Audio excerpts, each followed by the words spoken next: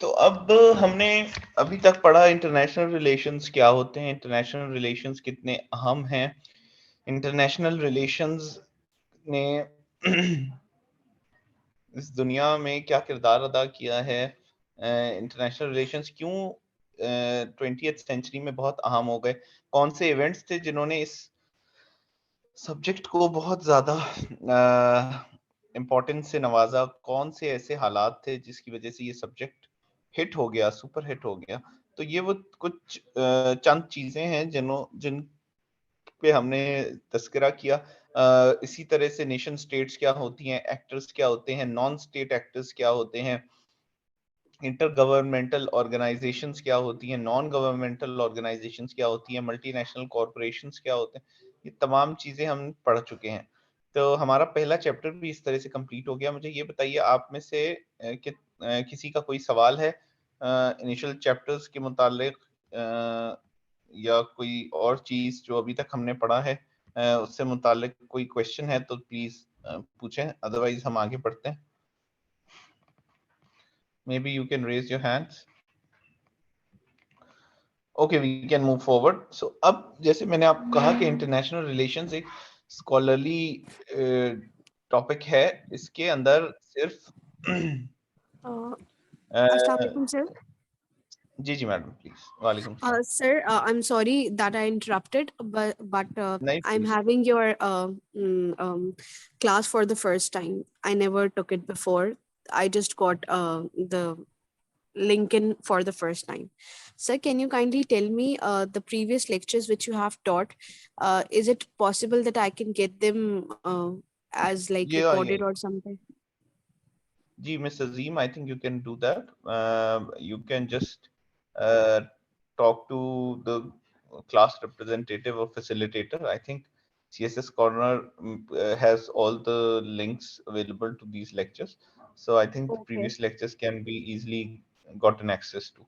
So, So sorry uh, to tell you, but in fact, I don't know your name and which subject you are telling. I just clicked on the link so that I oh, can get to अच्छा, know which I am subject you are Hasnain Arshad. teaching.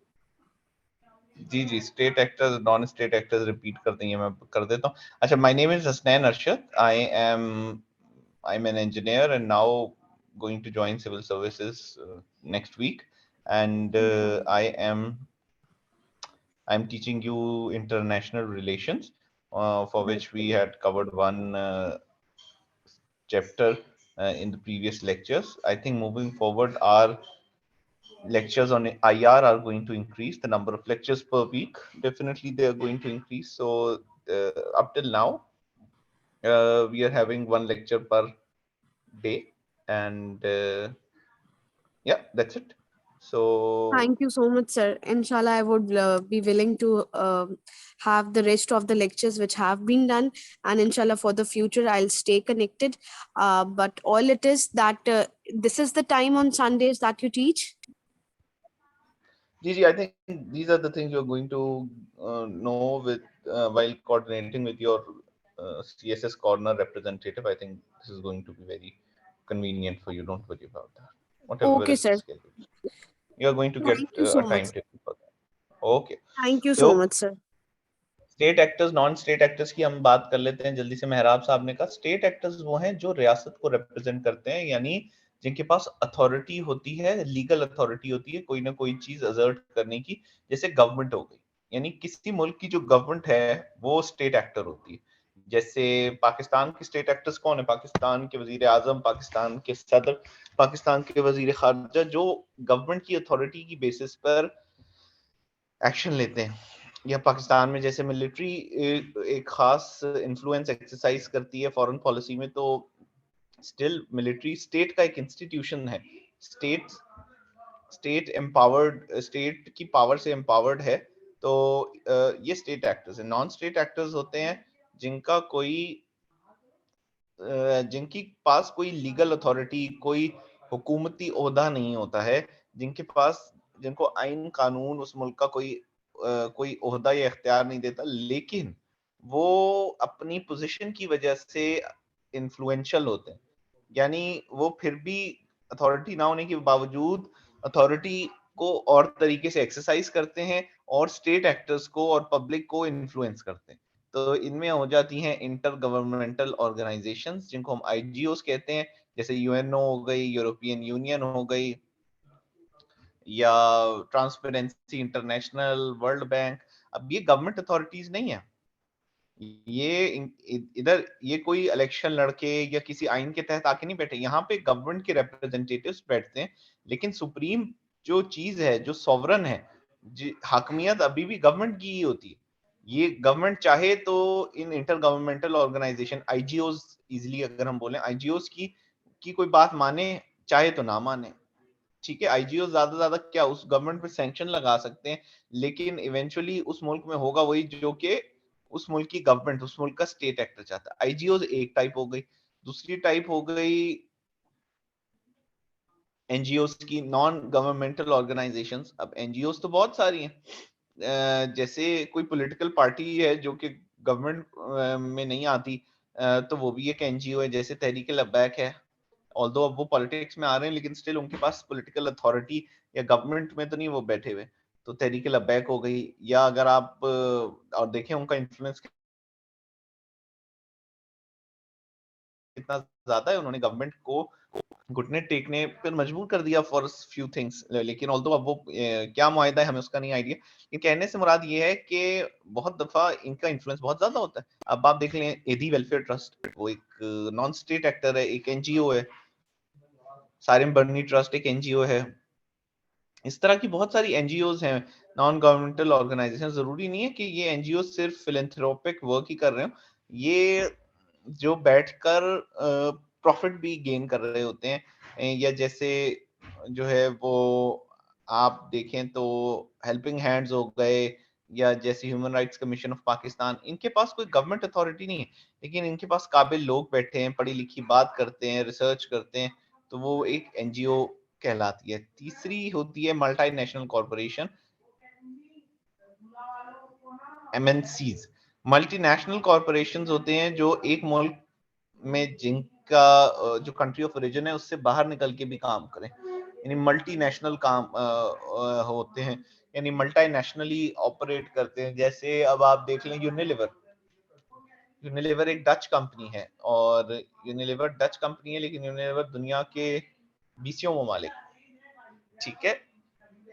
इसी तरह से आप देखिए तो पाकिस्तान में Unilever, Coca Cola एक दुनिया की सबसे बड़ी मल्टीनेशनल कॉरपोरेशन में से एक है। कहाँ? कोका कोला अटलांटा बेस्ड एक ऑर्गेनाइजेशन है, यूएस बेस्ड, लेकिन अब दुनिया जहान इतनी रिकग्नाइजेबल है। तो ये कंपनीज जो हैं ये इन्फ्लुएंस भी कर रही होती हैं पॉलिसीज को दूसरे मुल्कों की, क्योंकि ये बहुत पावरफुल होती हैं, तो इकोनॉमिकली इनका एक फैसला बहुत अहम होता है दूसरे की। ठीक है जी, अब क्लियर हो गया।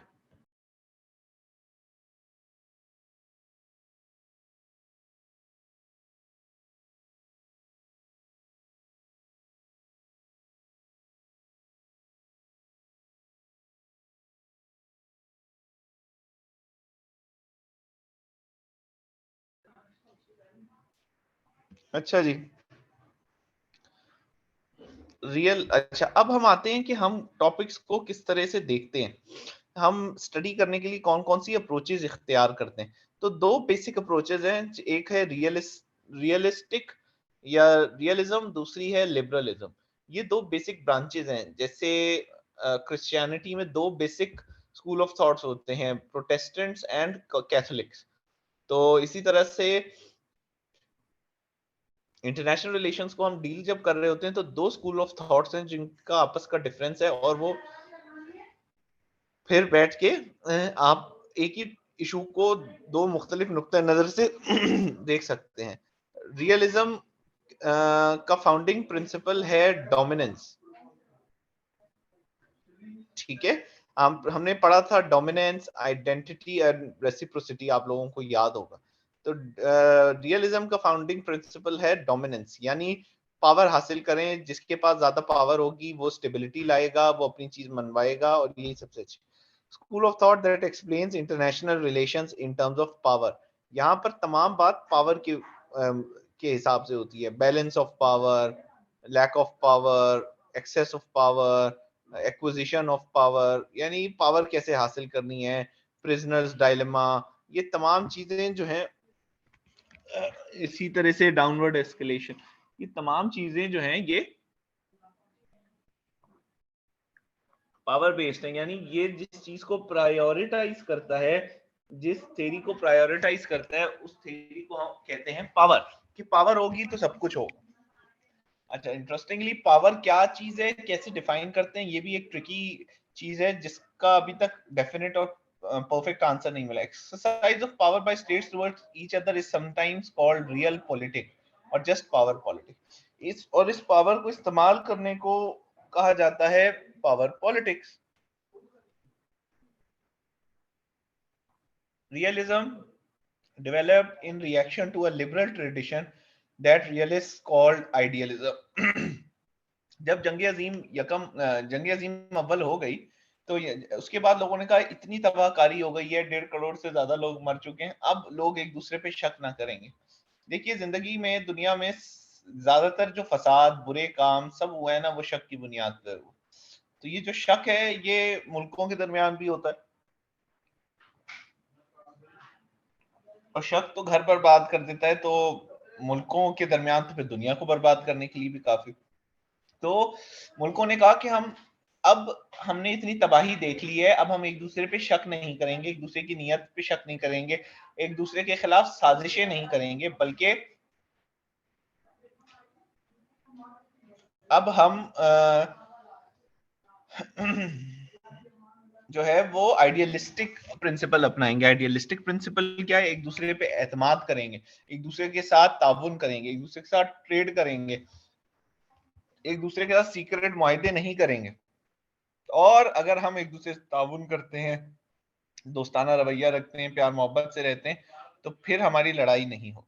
आइडियलिज्म ने कहा था कि कुछ इंटरनेशनल लॉस बनाएं, यानी बैनुल अक़वामी कवानीन हो, लोग उस पर अमल पैरा हो, मोरालिटी यानी अखलाकियात को फॉलो करें, इंटरनेशनल ऑर्गेनाइजेशंस बनाएं, और पावर के अलावा बाकी चीजों पे बात करें। अभी प्रॉब्लम ये होती है कि रियलिज्म में पावर के ऊपर बहुत ज्यादा जोर होता है। पावर क्या है? असलहा, military power, political power, economic power. यानी आप अपने आप को मजबूत से मजबूत तर करते जाइए, और फिर क्या होगा, वो कहते हैं कि इस तरह से आपका दुश्मन नर्वस हो जाता है, दुश्मन नर्वस होके वो भी पावर एक्विजिशन शुरू कर देता है, और फिर एक डाउनवर्ड स्पाइरल बन जाता है। आप किसी के बारे में कोई शक अपने दिल में डाल लेना कि ये बुरा है या ये मेरे खिलाफ काम कर रहा है, आपका दिमाग कुछ ना कुछ ऐसी चीजें ढूंढ ही लेगा कि जिससे आपको लगेगा कि जी ये आपके खिलाफ है। ये इंसानी फितरत इस तरह से, we are designed in this way, कि आप अगर एक आदमी पे शक शुरू कर दिया आपने कि जी ये मेरा बुरा चाहता है या ये मेरा बुरा कर रहा है, और मुझे इसको रोकने के लिए मुझे भी बुरा करना है, तो इवेंचुअली ये होता है, पहले तो आपका दिमाग आपको वो वाली एग्जांपल्स ढूंढ ढूंढ के निकाल के देगा कि जो जिससे लगेगा या आपका शक जिससे मजबूत होगा। क्यों? क्योंकि हमारे अंदर एक कंफर्मेशन बायस होता है कि जो चीज हम सोच लेते हैं ना, हम फिर उसको सोचने के बाद उसको साबित करने के उसूल, उसको साबित करने के अ, अ, उसको साबित करने की बहाने ढूंढते हैं। जब वो हो जाता है तो फिर हम मजीद विशियस हो जाते हैं, मजीद एक्सट्रीमिस्ट हो जाते हैं। तो मुल्कों के बारे में भी इसी तरह से, कि जी मुल्कों ने एक दूसरे पे शक करना ज्यादा स्टार्ट किया, और फिर वो पावर की एक अक्यूमुलेशन स्टार्ट। आइडियलिज्म ने ये कहा कि नहीं भाई, एक दूसरे से प्यार मोहब्बत से रहें, एक दूसरे से ताउन करें, एक दूसरे पे यकीन करें, इंटरनेशनल लॉ को फॉलो करें, जो मुख्तलिफ government organisation, inter governmental organisation या इंटरनेशनल ऑर्गेनाइजेशन है, इनके कवानीन पर अमल करें, आप देखिएगा लड़ाई नहीं होगी। और आइडियलिज्म कहता था कि ह्यूमन नेचर तो बेसिकली एक अच्छा नेचर है, इंसान तो अमन पसंद कौम। ये दो वर्ल्ड वॉर्स के दरमियान का एरिया है, और फिर लीग ऑफ नेशंस बनी, और उसका मकसद क्या था कि सारे मुल्क मुज़ाकराती टेबल पे बैठे हैं और एक दूसरे के साथ मसाइल को बातचीत से हल करें। वो नहीं हो पाया। ये जर्मन, इटालियन और जापानीज एग्रेशन को रोकने में नाकाम रहा। जर्मनी ने पकड़ के चेकोस्लोवाकिया के इलाकों पे और खासकर ऑस्ट्रिया के इलाकों पे, और फिर पोलैंड पे कब्जा करना शुरू किया। इटली ने अपनी एग्रेशन दिखाई। जापान ने पूरा जो साउथ जो ईस्ट एशिया है, चाइना और कोरिया और इन तमाम इलाकों पर कब्जे की कोशिश की। वर्ल्ड वॉर 2 के बाद लेकिन फिर रियलिस्ट ने कहा कि ये जो आइडियलिस्टिक सोच है ना, ख्याली सोच, कि जी आप कहते हैं कि जी दूसरे पे शक ना करें, आप शक करेंगे तो आपको कोई ना कोई ऐसे सबूत मिल ही जाएंगे दूसरे के खिलाफ, क्योंकि आपकी हर दिमाग के अंदर एक कंफर्मेशन बायस होता है, वो मेरा बुरा चाहता है, वो मेरे खिलाफ साजिश कर रहा है, तो आपको कोई ना कोई उस बेचारे का सही जो काम है, सही अमल भी है, वो भी आपको बुरा नजर आने लग जाएगा। This is confirmation bias. उन्होंने कहा नहीं, ये चीजें नहीं चलती, ये तखयलाती, ये किताबी बातें हैं। आप देखें ये ख्यालात जो हैं वो जंग अजीम दोम को नहीं रोक सके, और जंग अजीम दोम ने तो 2 गुना से ज्यादा तबाही मचाई है वर्ल्ड वॉर 1 की निस्बत। सो उसकी वजह से रियलिस्ट ये कहते थे कि आइडियलिस्ट कहते हैं कि दुनिया कैसी होनी चाहिए। भाई दुनिया जैसी होनी चाहिए एक चीज है, अभी हमें रियल लाइफ में रहना है, रियलिस्ट है हम। दुनिया कैसी है, मसले को हल करने के लिए जरूरी है कि हम ये देखें कि दुनिया कैसी है। ठीक है जी। रियलिस्ट ट्रेडिशन में जो पुराने रियलिस्ट हैं उनमें बड़े मशहूर मशहूर sun tzu, the art of war जो है इन्होंने लिखी, ये चाइनीज फिलोसोफर थे। थुसिडाइड्स मशहूर एक आप कह सकते हैं थ्योरेटिशियन है, पॉलिटिकल साइंटिस्ट हैं, जिन्होंने आई थिंक द प्रिंस भी लिखी। थॉमस होब्स इंसानी फितरत के ऊपर शक करने वाले आदमी हैं। ये कहते हैं इंसान बेसिकली एक लड़ाका आदमी है, इंसान बेसिकली खुद गर्ज चीज है, इंसान असल में एक चलने फिरने वाला हैवान है, और इंसान हैवान से ज्यादा खतरनाक है। क्यों? क्योंकि उसके अंदर लालच और हवस जो है वो भरी पड़ी है। वो अपने आप को, अपनी पावर को, अपने मफादात को दुनिया की हर चीज के ऊपर प्रायोरिटाइज करता है, और जहां इंसान को मौका मिलता है इंसान अपने मफादात के लिए हर कानून को तोड़ने को तैयार है। थॉमस होब्स, इसको जब हम सोशियोलॉजी पढ़ रहे थे आपको याद होगा तो मैंने एक लफ्ज यूज किया था, hedonistic nature of man. Thomas Hobbes ये कहते हैं कि इंसान का जो है ना खुद पसंदाना नेचर है, और जहां इंसान को मौका मिलेगा इंसान कानून को तोड़ेगा, अपने जाती मफाद को, कलेक्टिव जो गुड है यानी पर्सनल गुड को कलेक्टिव गुड पे, सेल्फिश इंटरेस्ट को कलेक्टिव इंटरेस्ट के ऊपर प्रायोरिटाइज करेगा। ठीक है। उसके बाद हैंस मॉर्गन्थो, ये भी एक बहुत मशहूर रियलिस्ट हैं, ये 1940s के दौर के हैं। तो ये कुछ फेमस वेल नोन रियलिस्ट हैं। Realists tend to treat political power as separate from predominant over morality, ideology and other social and economic aspects. Realist कहते हैं भाई पावर जो है ना, पावर सब कुछ, जिसके पास पावर है वही मुल्क चलाएगा, वही दुनिया में अपना काम कराएगा, वही दुनिया में अपनी बात मनवाएगा, और वही जो है वो अपने मफादात का तहफ़्फ़ुज़ कर सकता है। बाकी ये मोरालिटी, आइडियोलॉजी और ये सोशल इकोनॉमिक कॉपरेशन, ये तमाम चीजें बहुत सेकेंडरी हैं, इनकी इंपॉर्टेंस पावर की सामने कुछ भी नहीं है। पावर है तो सब कुछ है, आप समझ रहे हैं। इसके मुकाबले में आइडियलिज्म ये कहता है कि मोरालिटी, आइडियोलॉजी, बिलीफ, कॉपरेशन, इससे जो है वो दुनिया बहुत बेहतर हो सकती है। लेकिन रियलिस्ट कहते हैं भाई power he power. States pursue their own interest in an international system of sovereign states without a central authority. उसमें एक चीज जो जस्टिफाई करने के लिए रियलिस्ट बोलते हैं कि भाई कोई सेंट्रल गवर्नमेंट है ही नहीं जिसके पास इख्तियार हो कि जो कहे कि ये मोरालिटी को फॉलो करना है, इंटरनेशनल कवानीन को फॉलो करना है, अगर आपने ना किया तो कॉन्सिक्वेंस होंगे। क्यों? क्योंकि सबसे सॉवरन चीज तो स्टेट है। और स्टेट सॉवरन क्यों है? क्योंकि स्टेट अपने मुल्क के अंदर अपनी रिट को मनवा सकती है, लेकिन स्टेट के ऊपर कोई भी नहीं।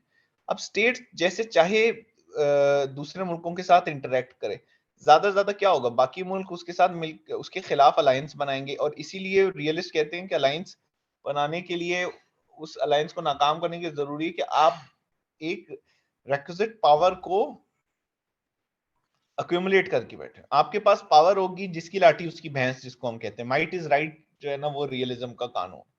अब आप देखें अमेरिका कहीं ईरान के ऊपर जो है वो उसने पाबंदियां लगाई हुई हैं कि जी ईरान जो है वो सिविल न्यूक्लियर टेक्नोलॉजी का इस्तेमाल कर रहा है और बाद में जो है वो एटम बम बना देगा। लेकिन बहुत सारे मुल्कों से अमेरिका जो है वो सिविल न्यूक्लियर टेक्नोलॉजी शेयर कर रहा है। ये एनपीटी सिग्नेटरी नहीं है इंडिया, लेकिन अमेरिका उसके जो है वो उसको झप्पियां डाल रहा है। कुछ ममालिक हमारे और हैं जो एंटी ईरान ग्रुप में, जिनके साथ अमेरिका की सिविल न्यूक्लियर डील्स चल रही हैं। तो अब अमेरिका को कौन रोक सकता है? आप रोक सकते हैं, मैं रोक सकता हूँ, नहीं रोक सकते। अमेरिका सबसे पावरफुल मुल्क है। डोनाल्ड ट्रंप ने पकड़ के गोलन हाइट्स को और इलीगल सेटलमेंट्स को रिकॉग्नाइज कर लिया, इसराइली, और जिसको ना यूरोपियन यूनियन रिकॉग्नाइज करता है ना यूनाइटेड नेशंस रिकॉग्नाइज करता है। तो किसी मुल्क ने उनका क्या बिगाड़ लिया? कुछ नहीं। अमेरिका अमेरिका है बस। जिस अमेरिकी सदर है जी, उसने कह दिया तो ऐसे हो जाएगा। दो मुल्कों में जाके उधर तबाही मचा दी, उधर मिला कुछ नहीं। एक जगह तालिबान वापस आके बैठ गए, दूसरी जगह वेपन्स ऑफ मैस डिस्ट्रक्शन नहीं मिले। किसी ने किसी लीडर से सवाल भी किया? नहीं। क्यों? क्योंकि अमेरिका है। अमेरिका है तो क्या है? पावर है, मिलिट्री पावर है उसके पास। इसी तरह आप चाइना एक इमर्जिंग पावर है। चाइना को पसंद नहीं है कि कोई तालिबान के साथ जो है वो ज्यादा ताल्लुकात कायम करे। चाइना क्या करता है? ताइवान को रिकॉग्नाइज करने वाले मुल्क का ऐसा बॉयकॉट करता है, वो खुद ही जो है उसकी चीखें निकल जाती है। ये सारी चीजें, इसी तरह भी आप देखें कि कोविड-19 के स्प्रेड के ऊपर जो है ऑस्ट्रेलिया ने थोड़ा चाइना को तंग करने की कोशिश की। चाइना ने पकड़ के ऑस्ट्रेलिया से जो डेयरी प्रोडक्ट्स की इंपोर्ट है उसको रिस्ट्रिक्ट किया। ऑस्ट्रेलिया की बोलती बंद हो गई। क्यों? क्योंकि इकोनॉमिक पावर है चाइना। आप उनको नाराज करके नहीं। तो माइट इज राइट। जो कानून है वो ताबे है पावर के। जिसके पास पावर है वो कानून। एक इबा इबान जो है ना, वो एक इजरायली डिप्लोमेट थे। तो वो ये कहते थे कि international law is a law that the strong that the strong do not follow and the weak do not have the power to enforce. इसी तरह का कुछ उनका एक बड़ा मशहूर। इंटरनेशनल लॉ एक ऐसा कानून है जिसको ताकतवर फॉलो नहीं करता और कमजोर उसको फॉलो कराने की ताकत नहीं रखता। क्योंकि जिस ताकतवर के लिए कानून क्या है? जो उसका बेनिफिट है, जो उसका नेशनल इंटरेस्ट है, वो उसके जरिए वो कर रहा होता है। अमेरिका वैसे ह्यूमन राइट्स का इतना बड़ा चैंपियन है, लेकिन अमेरिका ने तमाम दुनिया के अंदर जो है वो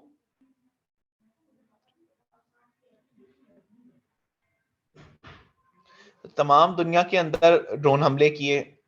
अमेरिका ने अफगानिस्तान पाकिस्तान बॉर्डर पे फाटा, जो साबका फाटा एरिया, उधर ड्रोन हमले किए हैं। अमेरिका ने लिबिया वाले इलाके में, सीरिया के अंदर अजीब किस्म की। तो ये तमाम चीजें जो हैं वो मैनेज हो जाती हैं। ठीक है जी, अगर आपके पास पावर। अब हम देख लेते हैं आइडियलिज्म क्या है। आइडियलिज्म ये कि दुनिया कैसी होनी चाहिए। दुनिया पूरा अमन होनी चाहिए, दुनिया में एक दूसरे को सबको प्यार मोहब्बत भाईचारे से रहना चाहिए। लेकिन ये आइडियलिज्म है। चाहिए नहीं, अभी दुनिया कैसी है। अच्छा जी, लेकिन अब दोनों थेरीज के अंदर बहुत ये कोई लड़ाई नहीं है, ये एक स्कॉलरली डिबेट है।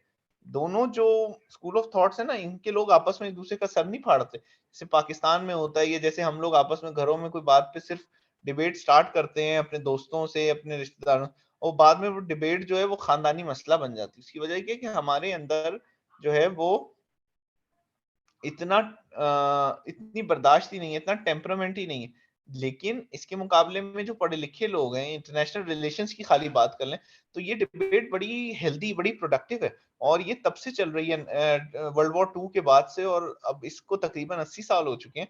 और ये डिबेट बड़ी हेल्दी चल रही है और लोग इसके ऊपर मजीद रिसर्च कर रहे हैं, मुख्तलिफ किस्म के एविडेंस ला रहे हैं। तो ये एक बड़ा अच्छा काम है। अच्छा जी, assumptions of realism and idealism. Human nature को रियलिज्म सेल्फिश के तौर पे ट्रीट करता है कि ह्यूमन नेचर जी सेल्फिश है। इंसान सर अपने स्क्रीन शेयर हेलो कर दें। जी, प्लीज म्यूट पे चले जाइए। Sir screen screen share share, कर दो। I am sorry, screen sharing रुक कैसे गई? ओके, सर स्टार्टिंग से ही चले, यू नहीं है। नॉट। अच्छा, मुझे तो स्क्रीन शेयरिंग अभी भी लिखा आ रहा है और पहले भी, लेकिन आई रीडन इट। देखिए अब आ रही है आपको नजर? जी सर अब आ रही है। Okay, thank you. But you have not lost much I think. मैं क्विकली गो थ्रू भी कर देता हूँ प्रीवियस स्लाइड्स को जो मैंने बोला है। स्लाइड्स पे तो बहुत कम लिखा हुआ है।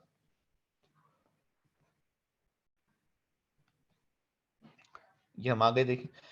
एक बात को याद रखिए कि लेक्चर के अंदर स्लाइड्स तो अहम है, लेकिन डिस्कशन पॉइंट्स को जरूर देखिए। ये 2-3 जो पहले चैप्टर्स हैं यही आपकी बेसिस, रियलिज्म आइडियलिज्म आपकी बेसिस बनाएंगे, आपका ग्राउंड मेकिंग करेंगे, एंड देन आपको सिर्फ इश्यूज को इन टॉपिक्स के हिसाब से देखना होगा। तो that's why I am going to give a lot of examples, I am going to go in greater depths so that you are able to understand it. Because एक बहुत बड़ा प्रॉब्लम ये भी आता है कि कैंडिडेट्स एग्जाम के अंदर प्रॉपरली रेफर नहीं कर पाते, थेरीज को अप्लाई नहीं कर पाते। ठीक है जी, ये क्या है?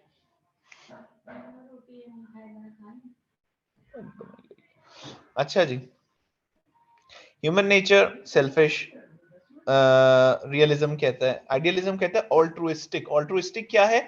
अपने फायदे को कलेक्टिव फायदे के लिए, यानी इज्तमाई फायदे के लिए, लोगों की भले के लिए अपने जाती मफाद को पीछे कर देना, इसको ऑल्ट्रुइज्म कहते हैं। आइडियलिज्म कहता है कि वसीतर मफाद के लिए आप जाती मफाद को पीछे छोड़ दें।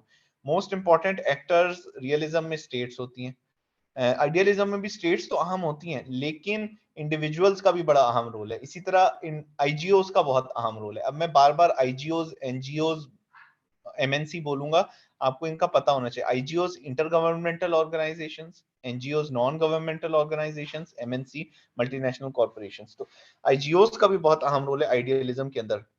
Causes of state behaviour, state क्यों इस तरह से बिहेव करता है? Rational pursuit of self interest, rationalism भी इसको कहते हैं। रैशनलिज्म क्या होता है कि आप अपने बेनिफिट्स को अपनी कॉस्ट से ज्यादा रखें, वो काम करें जिसकी कॉस्ट कम हो, बेनिफिट ज्यादा हो। इस ऐसे किसी भी काम को रैशनल कहते हैं। यानी आप कॉस्ट बेनिफिट्स का कैलकुलेशन कर लें, अगर कॉस्ट ज्यादा है तो आप वो स्टेप उठाएं। मैं आपसे पूछूं कि जी आप मुझे इस बिजनेस में इन्वेस्ट करना चाहिए या नहीं, तो आप कहेंगे कि यार आप रैशनली देखें तो आपको इस बिजनेस में इन्वेस्ट नहीं करना चाहिए। क्यों नहीं करना चाहिए? क्योंकि जी आप जो पैसे इधर इन्वेस्ट कर रहे हैं ना, उस और जो आपको मुनाफा मिल रहा है, मुनाफा आपको इन्वेस्टमेंट पे मिल रहा है तकरीबन 7%। तो इससे बेहतर है आप बैंक के अंदर इन्वेस्ट कर दें। आपको यही पैसे इन्वेस्ट करेंगे तो आपको बैंक से इंटरेस्ट रेट पे मिल रहा होगा 8.5%। तो ये मेरी रैशनल चॉइस ये नहीं है, क्योंकि मेरी कॉस्ट ज्यादा हो जाएगी, बेनिफिट कम हो जाएगा। तो स्टेट्स, रियलिज्म कहता है कि स्टेट्स अपने सेल्फ इंटरेस्ट के लिए रैशनली पुट करती हैं। स्टेट्स देखती हैं कि यार हम जो इतनी मेहनत कर रहे हैं, हम असला जमा कर रहे हैं, हम किसी मुल्क से लड़ाई कर रहे हैं, टक्कर ले रहे हैं, उसके बयान उसके खिलाफ दे रहे हैं या उससे ट्रेड नहीं कर रहे, ये सारी कॉस्ट जो हम पे कर रहे हैं, इसके मुकाबले में हमें बेनिफिट क्या हासिल होगा, और उससे हमारा सेल्फ इंटरेस्ट प्रिजर्व होगा, सेफगार्ड होगा या नहीं। आइडियलिज्म में psychological motives of decision makers देखे जाते हैं, कि डिसीजन मेकर्स अपने साइकोलॉजिकल मोटिव्स देखते हैं कि हमें क्या करना चाहिए, या उनके फैसले के पीछे उनके psychological background. Kindly go on mute. Nature of international system, realism कहता है कि दुनिया में एनार्की है। एनार्की होता है कि सेंट्रल अथॉरिटी का ना होना। एक एनार्की तो अफरा तफरी होती है ना, बिल्कुल। उस अफरा तफरी के भी पीछे ये होता है कि कोई अपनी रिट को मनवाने के लिए मौजूद नहीं होता। दुनिया का कोई वजीर आजम नहीं है या कोई सदर नहीं है। सबसे अहम चीज या सबसे अहम होता दुनिया में यूएन सेक्रेटरी जनरल होता है। लेकिन यूएन सेक्रेटरी जनरल की अमेरिका के प्रेसिडेंट के मुकाबले में क्या औकात है? वो तो कुछ भी नहीं कर सकते। अमेरिका पे, excuse me, I think I'm hearing a lot of disturbance. Kindly go on mute. Hamsha Imtiaz, kindly go on mute, please.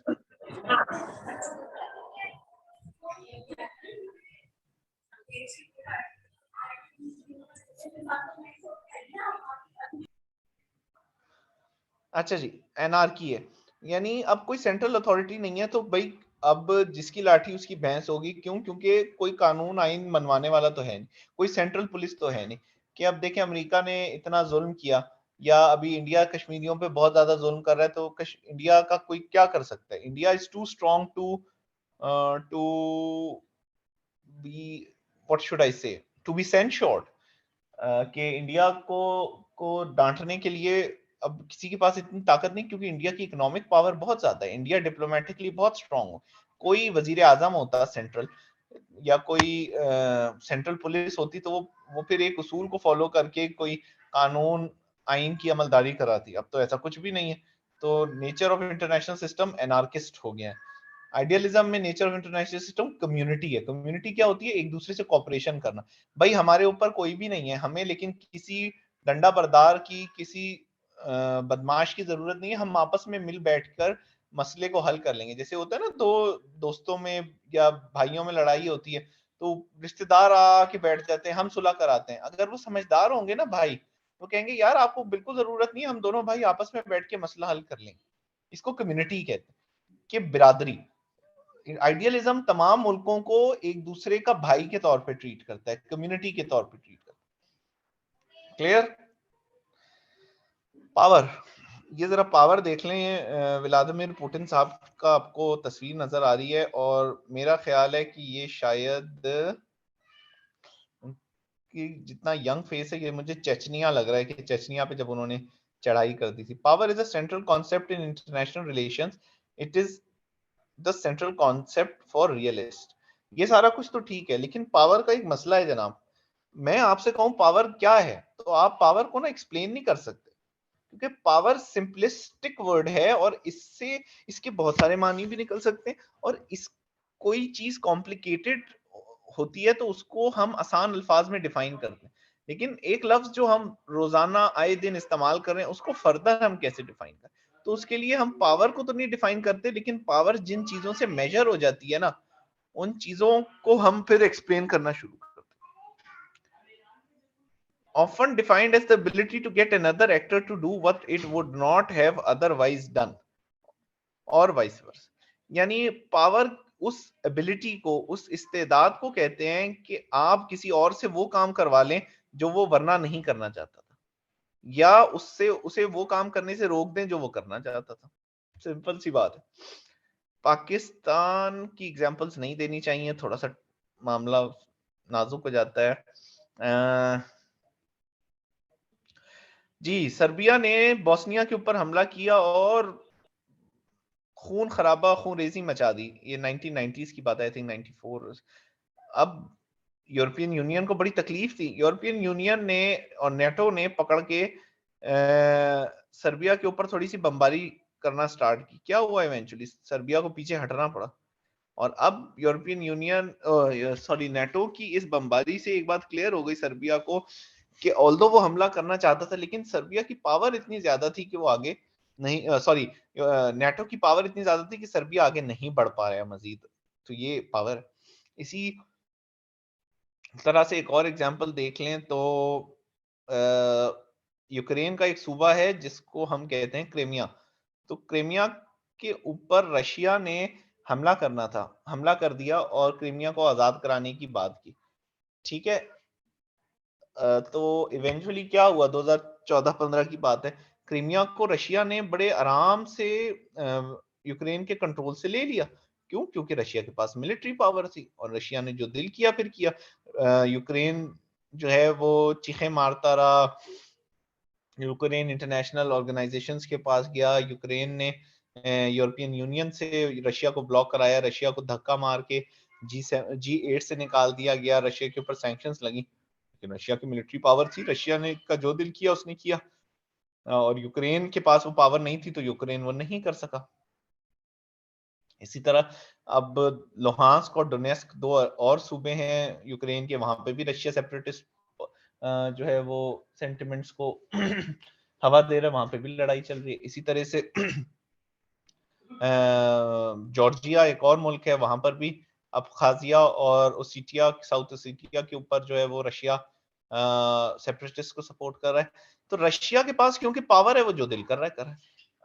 India के पास क्योंकि अभी पावर है, तो इंडिया का जैसे दिल कर रहा है इंडिया वैसे मैनेज कर रहा है। कश्मीर के ऊपर जुल्म हो रहा है, पाकिस्तान के पास मिलिट्री पावर तो है, लेकिन इंडिया के पास भी मिलिट्री पावर है, तो शायद मिलिट्री पावर से वो मसला हल नहीं हो रहा, लेकिन इंडिया के पास डिप्लोमेटिक पावर ज्यादा है।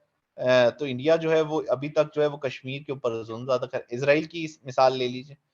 अब कश्मीरी कुछ भी करना चाह रहे हैं, कर नहीं, सॉरी, पैलेस्टीनियंस, लेकिन उनकी लैंड पे कब्जा हो रहा है, उनकी चीजों पे कब्जा हो रहा है, उससे क्या होगा? पैलेस्टीनियंस की लैंड पे कब्जा होने की वजह से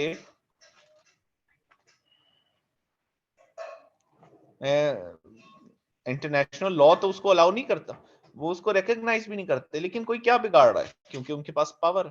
if actors get their way a lot they must be powerful. अगर अपनी बात मनवानी है तो फिर पावरफुल होना पड़ेगा। जैसे अभी हमने अमेरिका की मिसाल आपको बताई, अमेरिका ने भट्टा बिठा दिया इराक का, अभी लीबिया के अंदर तबाही मचाई हुई है, फिर अफगानिस्तान में $1 खरब से ज्यादा बर्बाद करके हजारों लोगों मासूम जानों का नुकसान करने के बाद अब भाग गया। अब उन्हीं तालिबान के साथ जो है वो मुआहिदे कर रहा है। अरे भाई, तो ये मुआहिदे पहले कर लेते। अब इस अमेरिका को कटहरे में लाकर खड़ा करने वाला कौन है? कोई भी। इतने ज्यादा अमेरिका के मजाले में आज तक इंटरनेशनल कोर्ट ऑफ जस्टिस के फैसलों को अमेरिका नहीं मानता। चाइना ने साउथ चाइना सी के ऊपर जो फिलीपींस के हक में फैसला आया वो उसको नहीं मानता। वो कहते हैं कि भाई फिर जिसने मनवाना है मनवा ले, हम तो इधर ही बैठे। क्यों? वो क्यों कहते हैं ऐसे? क्यों? क्योंकि उनके पास पावर है, कोई उनका कुछ भी नहीं बिगाड़ सकता। Power is not influence itself but the ability और potential to influence other. Power असरो रसूख का नाम नहीं है, मगर असरो रसूख को इस्तेमाल करने का नाम।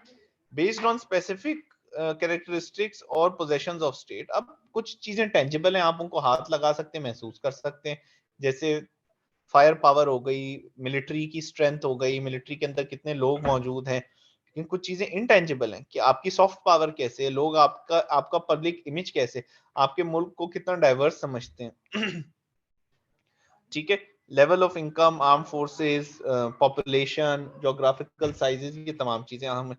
Capability easy to measure then influence and less circular in logic. Capability क्या होती है?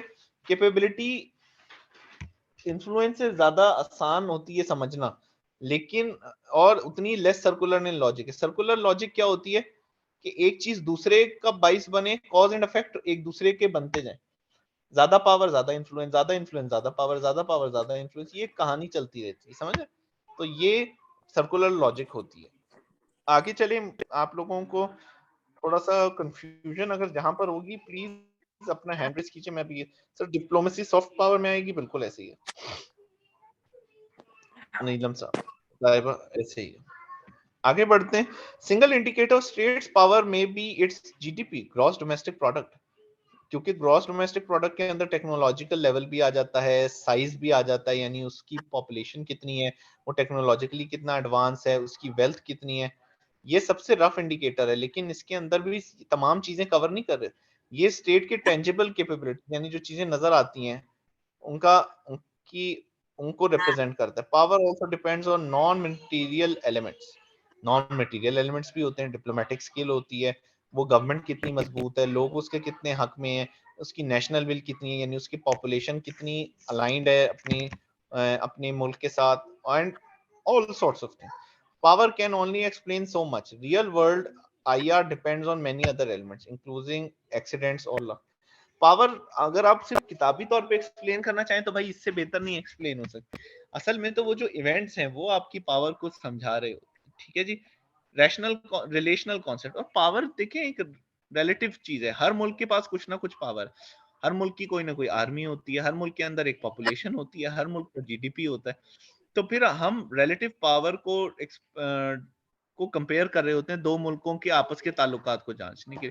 इस मुल्क की आर्मी दूसरे मुल्क से कितनी स्ट्रांग है, इस मुल्क की इकोनॉमी दूसरे मुल्क से कितनी स्ट्रांग है, और जो दो मुल्क आपस में लड़ रहे हैं उनके आपस में क्या चीज किसकी ज्यादा सुपीरियर है। और जो ओवरऑल पावर में या रिलेटिव पावर में जो ज्यादा हैवी होगा वो फिर अपनी बात मनवा लेगा। अभी आप देख लें अजरबैजान और आर्मीनिया की लड़ाई हुई है पूरी, तो आर्मीनिया से अजरबैजान तकरीबन कोई 30 साल तक अपने इलाकों को नहीं छुड़ा पाया। कौन सा इलाका है आर्मीनिया और अजरबैजान का? आप में से किसी को याद है? अभी जंग भी हुई थी, कोई टाइप करके चैट बॉक्स पे बताए।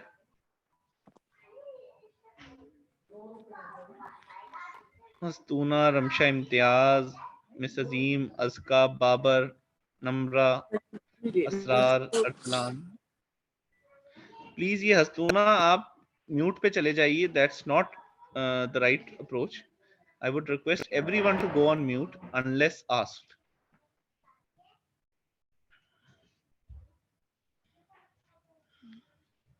कौन सा मुल्क है अभी जिनके दरमियान आप देखिए, मैं आपको लेक्चर के दौरान कितनी तेजी से इंटरनेशनल रिलेशंस की एग्जांपल्स दिए जा रहा हूँ, मुल्कों के आपस में इंटरेक्शन की। मैंने आपको यूक्रेन की एग्जांपल दी, मैंने आपको जॉर्जिया की एग्जांपल दी, वो इराक अफगान वॉर की एग्जांपल दी। तो बताइए जी। और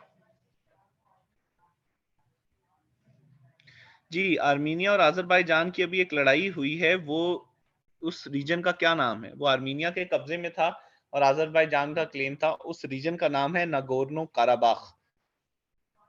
30 साल तक आर्मीनिया और अजरबैजान आपस में लड़ते रहे हैं, लेकिन उस रीजन को वो अजरबैजान नहीं हासिल कर पाया, छीन पाया आर्मीनिया से। अजरबैजान ने लेकिन अपनी मिलिट्री स्ट्रेंथ को एस्टेब्लिश किया इजराइल से और टर्की से ड्रोन पावर को इस्तेमाल किया और आर्मीनिया को बिल्कुल डिसेबल कर दिया और फाइनली डिसाइसिवली आर्मीनिया को हराया और नगोर्नो काराबाख का रीजन जो है उसके ऊपर कब्जा कर लिया। तो क्या है, आर्मीनिया की ओवरऑल पावर ज्यादा थी, आर्मीनिया सॉरी अजरबैजान की। तो आर्मीनिया 30 साल से जीतता आ रहा था, काबू में नहीं आ रहा था, आर्मीनिया ने जो है वो उसको काबू कर लिया। This is an example of power. ठीक है जी। Power also depends on non military elements या material elements. Sorry, national will की बात हो।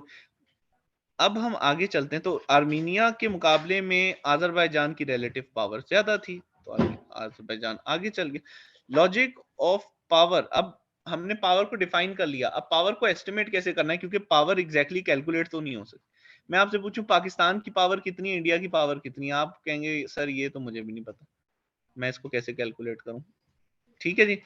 Logic of power suggests the more powerful state will generally prevail. Estimates of the power of two antagonists should help explain the out. दोनों दुश्मनों के आपस की जो पावर के एस्टिमेट्स हैं वो एक्सप्लेन करेंगे कि कैसे। US and Iraq, implications of the outcome. GDP does not always predict who will win the war. बिल्कुल सही। अब आप देखें तो फ्रांस का जो जीडीपी है ना वो इंडिया से थोड़ा है। इसका मतलब ये नहीं है कि फ्रांस और इंडिया की लड़ाई हो जाए तो फ्रांस हार जाए। ऑल्दो फ्रांस और इंडिया बहुत ही अच्छे दोस्त हैं। अब इंडिया तो मतलब फ्रांस अब इंडिया के लिए रशिया बनता जा रहा है कि रशिया जिस तरह से डिफेंस एक्सपेंडिचर्स और हर चीज फ्रांस से लेने के हक में, तो फ्रांस और इंडिया की लेकिन अगर लड़ाई हुई इसका मतलब ये नहीं है कि फ्रांस जो है वो इंडिया से हार जाएगा। अगर जीडीपी की टर्म्स में देखें तो इंडिया की जीडीपी ज्यादा है, तो खाली एक जीडीपी कुछ प्रिडिक्ट नहीं कर सकती। State power is a mix of many ingredients. Power कोई एक चीज से एक्सप्लेन नहीं होती भाई। Natural resources, industrial capacity, moral legitimacy भी आती है उसके अंदर, मिलिट्री प्रिपेयर्डनेस आती है, पॉपुलर सपोर्ट ऑफ गवर्नमेंट भी, कि उस मुल्क की गवर्नमेंट उसको कैसे सपोर्ट कर रही होती है। ठीक है जी। सिंपल सी एक बात है, स्विट्जरलैंड का आप एग्जांपल ले लें। स्विट्जरलैंड की कोई फौज नहीं है, ठीक है। स्विट्जरलैंड एक अमीर मुल्क है लेकिन एक बहुत छोटा मुल्क है, उसकी पॉपुलेशन भी छोटी है, लाजमन उसका जीडीपी भी इतना बड़ा नहीं होगा। लेकिन स्विट्जरलैंड के ऊपर हमला करने का कोई मुल्क नहीं सोच सकता। क्यों? क्योंकि स्विट्जरलैंड की एक खास मॉरल लेजिटिमेसी है कि जी वो पुरअमन मुल्क है, वो किसी मुल्क के मामले में टांग नहीं अड़ाता, ऑर्गेनाइजेशन और सियासत में घुस के लोगों को खराब नहीं करता। तो ये तमाम चीजें जो हैं फिर स्विट्जरलैंड की पावर भी बन गई। आप देखिए तमाम मुल्कों के मसाइल हल हो रहे होते हैं। Long term elements of power, लेकिन कुछ एलिमेंट्स तो फिर भी है ना, हमें कहीं ना कहीं एक्सप्लेन भी करना है, समझना। Total GDP, population, territory, geography, national resources, उस मुल्क की आबादी, नक्शा, ज्योग्राफी, ये तमाम। Less tangible long term elements of power include political culture, उस मुल्क के अंदर का कल्चर कैसा है, लोग कितने मुहिब्बे वतन है, मुल्क के लिए जान कुर्बान करने को तैयार हैं या नहीं। Education of the population, population कितनी एजुकेटेड है, उनकी साइंटिफिक और टेक्नोलॉजिकल बेस कैसी है। क्रेडिबिलिटी ऑफ इट्स कमिटमेंट, और ये भी कि वो कितनी क्रेडिबल है, कितनी काबिल भरोसा है, अपनी कमिटमेंट्स पे कायम रहेगी कि नहीं। Ability of one state's culture and values to consistently shape the thinking of other states, और एक स्टेट की कल्चर और वैल्यूज को shape thinking of other states, यानी अपने कल्चर और वैल्यूज को यूज करके दूसरे मालिक की थिंकिंग को क्या वो इन्फ्लुएंस कर सकते हैं कि नहीं? इसकी आसान एग्जांपल एक है अमेरिका। हॉलीवुड मूवीज से अमेरिका की मिलिट्री पावर को ऐसे दिखाया जाता है कि अमेरिका नाकाबिल तस्खीर है, अमेरिका ने जो भी जंग की है वो इंसानियत की खातिर की है, अमेरिका इंसानियत के लिए कुर्बानियां देने को तैयार है, ये वो बला बला। इन तमाम चीजों में अगर आप देखें तो ये एक बहुत बड़ी सॉफ्ट पावर है। इसी तरह जी the leader of the free world America अपने आप को कहता है। बॉलीवुड मूवीज को देखें, Bollywood movies, cultural festivals, India के जो मुख्तलिफ कल्चरल चीजें हैं, एलिमेंट्स हैं, उनके जरिए जो बातें होती हैं, अगेन उनका ताल्लुक जो है वो इंडिया की सॉफ्ट पावर है।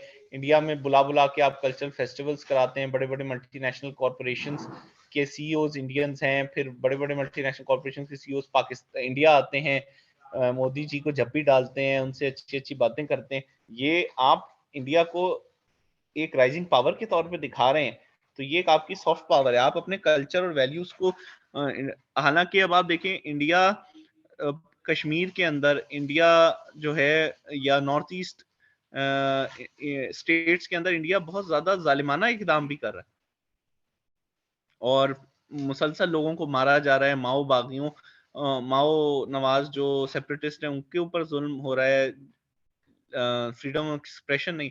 But at the same time India अपने आप को उल्टा दहशतगर्दी से मुतासिर दिखा रहा है कि जी सारा तो जुल्म हो ही हमारे साथ रहा है। So these are the things which are very critical.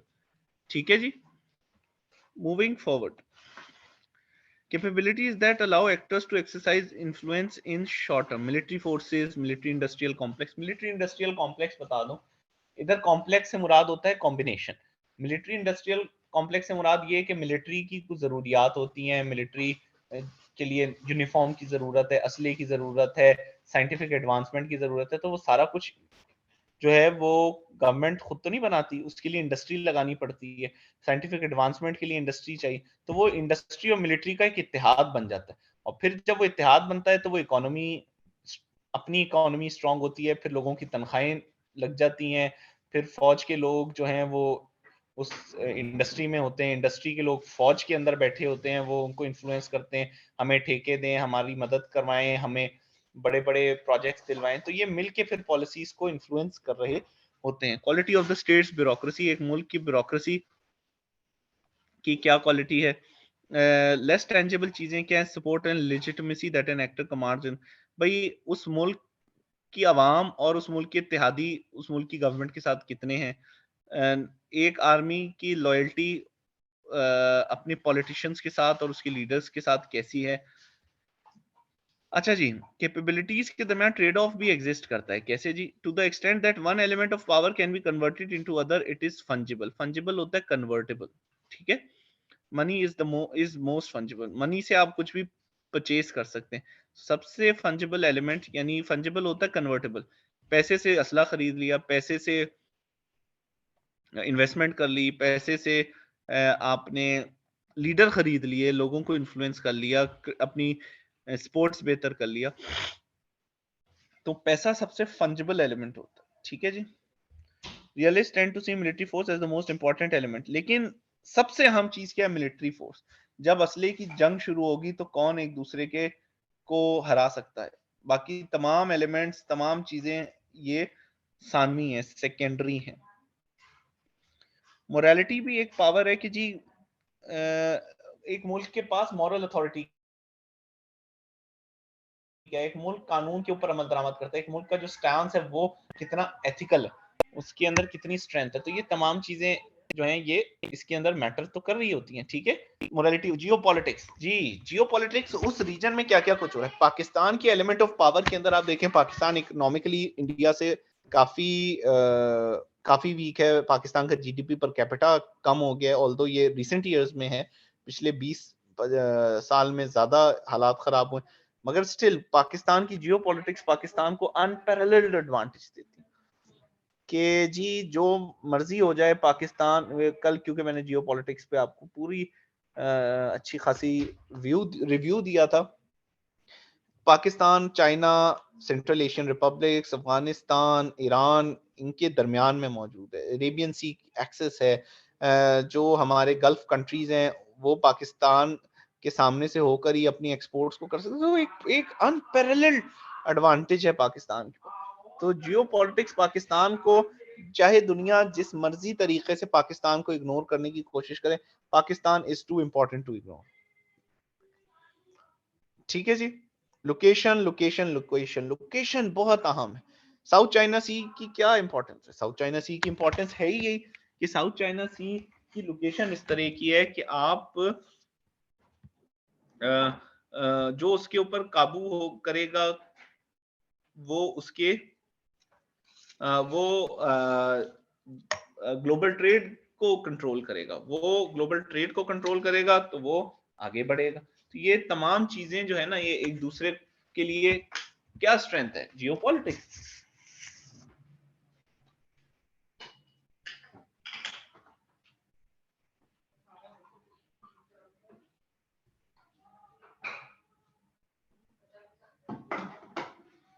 ठीक है जी, जियोपॉलिटिक्स एक और एलिमेंट हो गया। अब हम आगे बढ़े तो टू फ्रंट प्रॉब्लम है, जर्मनी रशिया। अच्छा जी, जर्मनी रशिया की प्रॉब्लम क्या थी? रशिया जियोपॉलिटिकली बहुत स्ट्रांग था, क्योंकि रशिया की आप ज्योग्राफी देखें, रशिया की आप पुरानी बात हम कर रहे हैं तो रशिया की आप ज्योग्राफी देखें तो रशिया एक साइड पे जापान तक से मिलता है, कनाडा से मिलता है, अमेरिका अलास्का तक से मिलता है, और पूरे जो यूरोपियन कंट्रीज हैं उनके दरवाजे पे भी बैठा है। तो रशिया की ज्योग्राफी बड़ी अहम है। Russia is too important to ignore.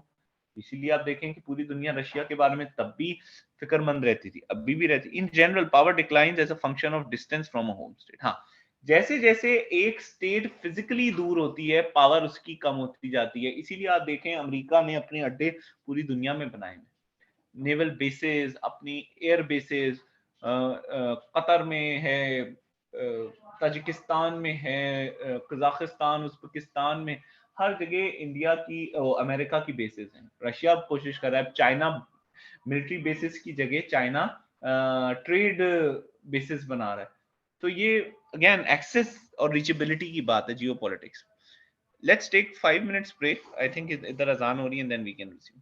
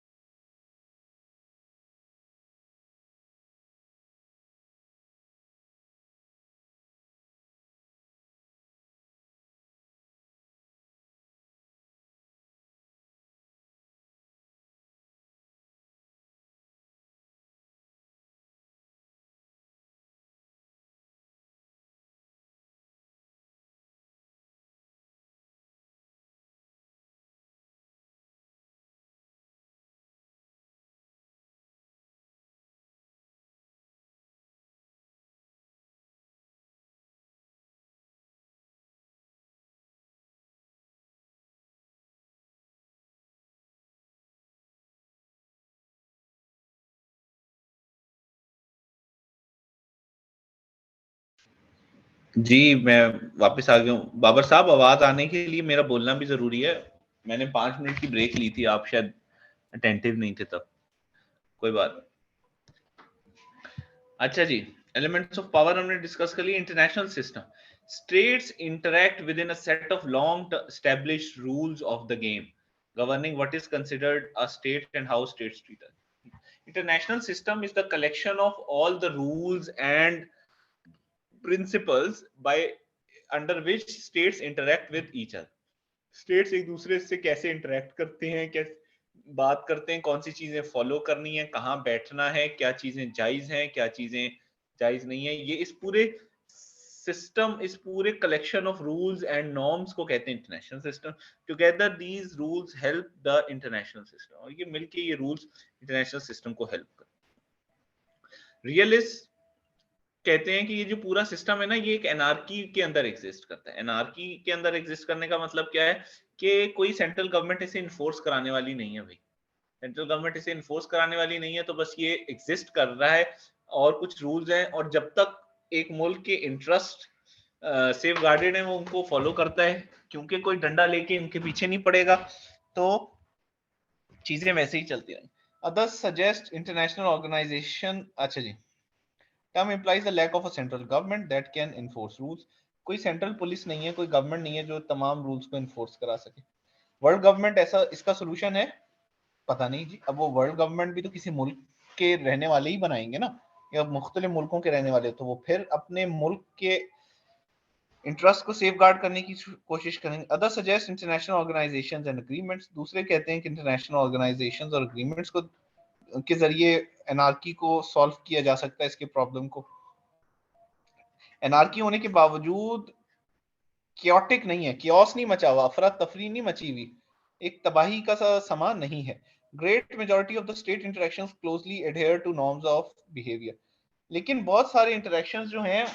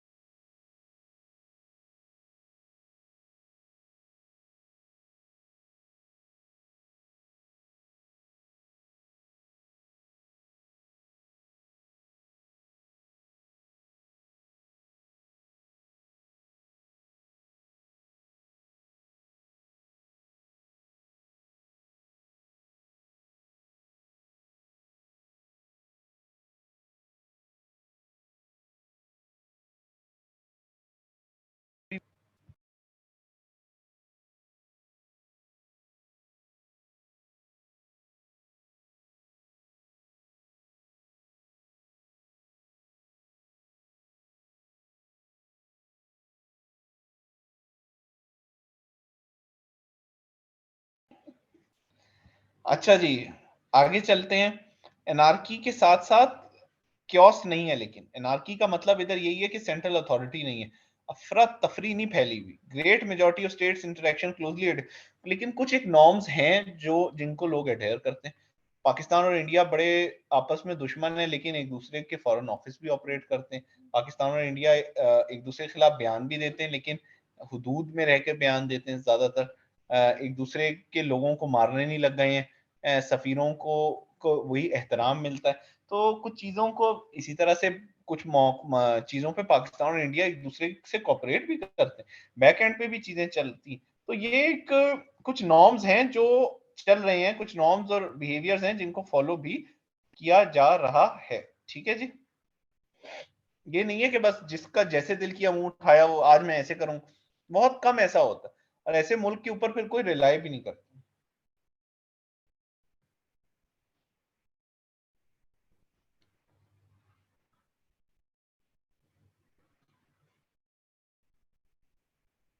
ठीक है जी, आगे चलें।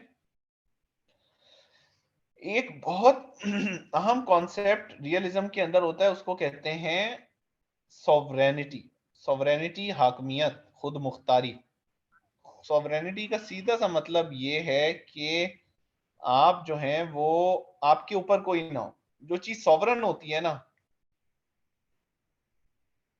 उसका मतलब है कि उससे ऊपर कोई नहीं है। जैसे पाकिस्तान के आईन में लिखा है कि सॉवरेनिटी ऑफ अल्लाह, यानी हतमी कानून अल्लाह ताला की, हतमी हाकमियत अल्लाह ताला की, जो खुदा ने कह दिया बस वही होगा, अल्लाह के कानून के ऊपर कोई नहीं।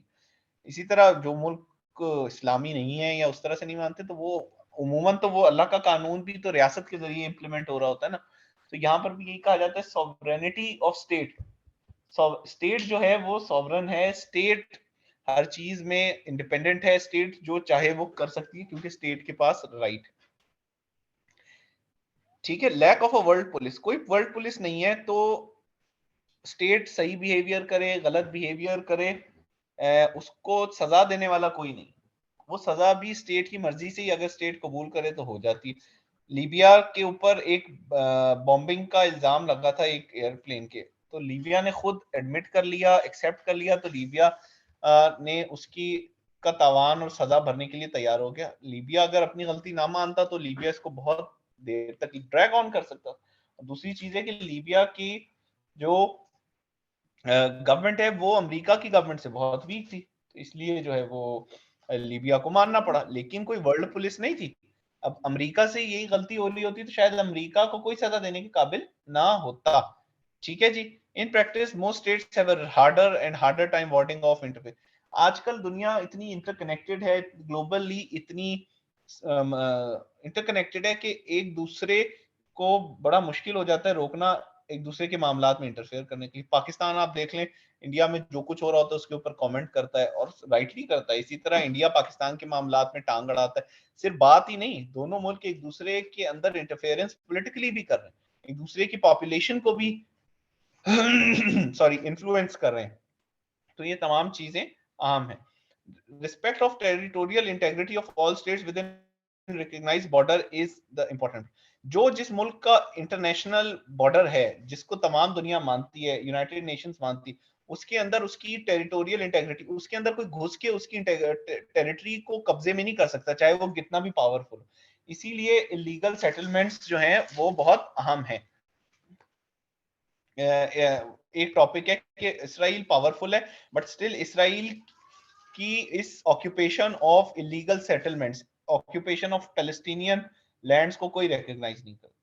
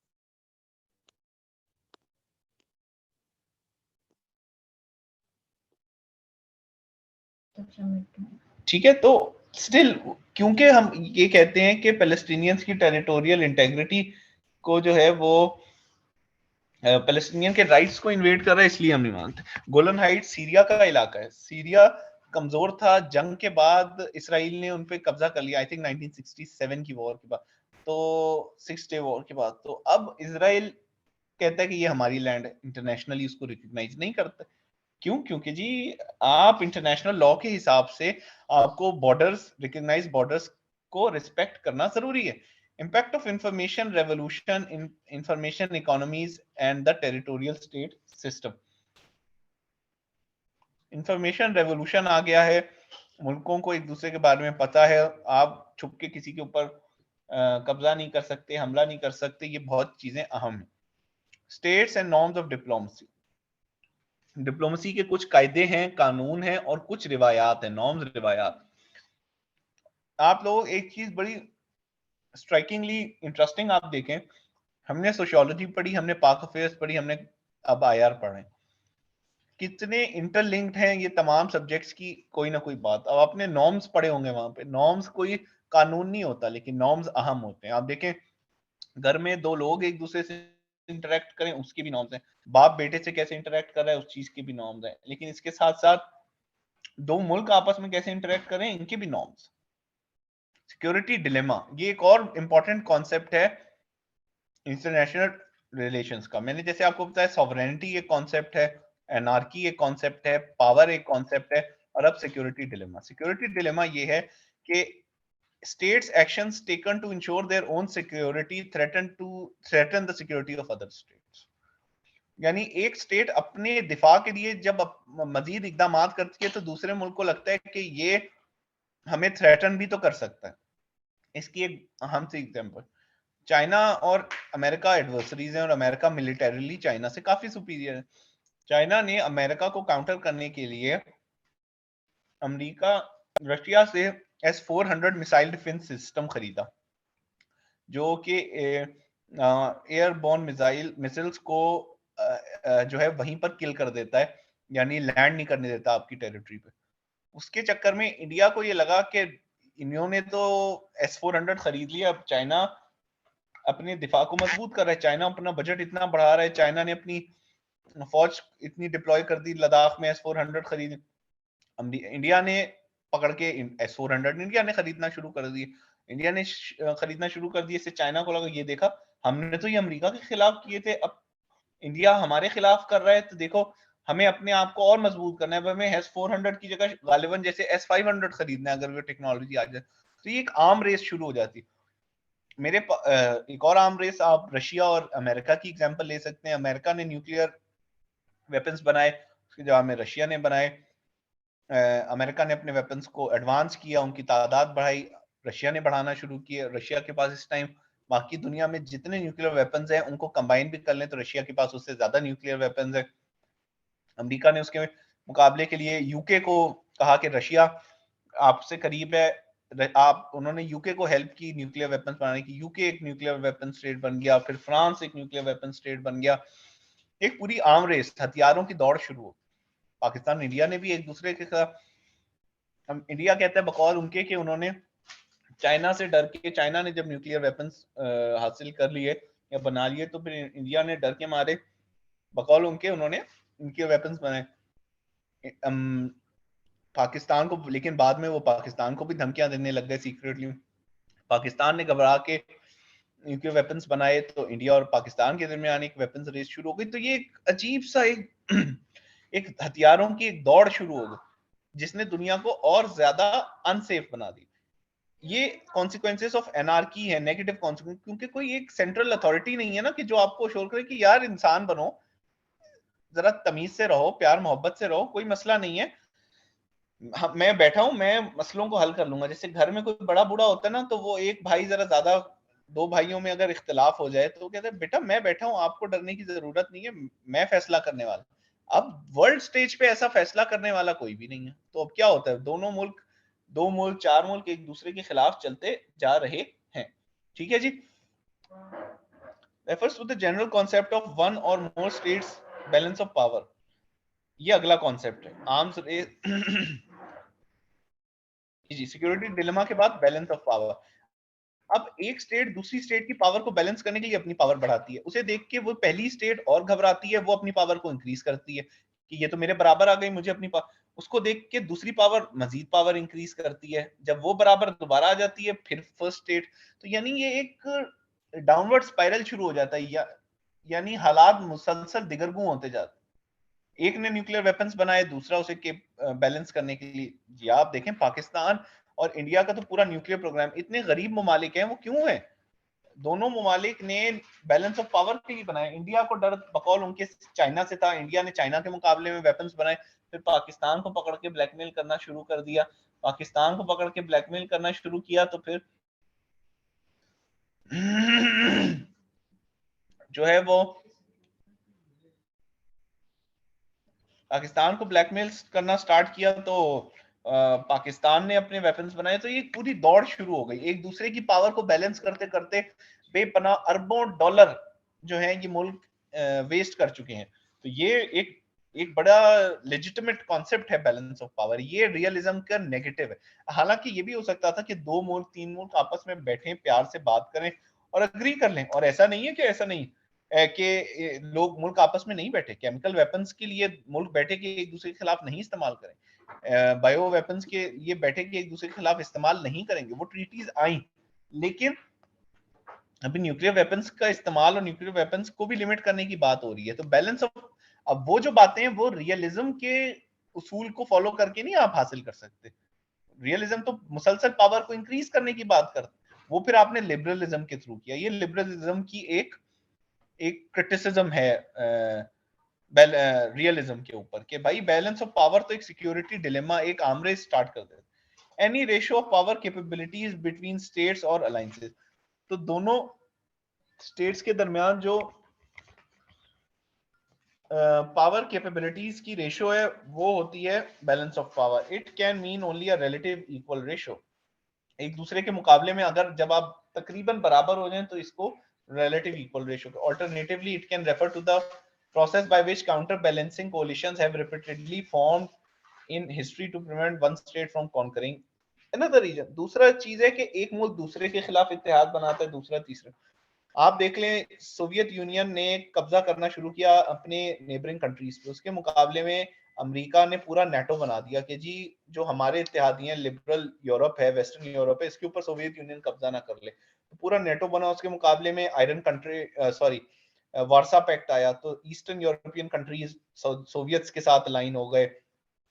यहाँ पर नेटो अमेरिका के साथ अलाइन हो गया, पाकिस्तान सीटो सेंटो करके अमेरिका के ब्लॉक में चला गया, इंडिया सोवियत ब्लॉक में चला गया, नॉर्थ कोरिया साउथ कोरिया का डिबैकल हुआ। यानी एक दूसरे के साथ इत्तेहाद बना बना के मुल्कों ने दो बाइपोलर वर्ल्ड बना दी।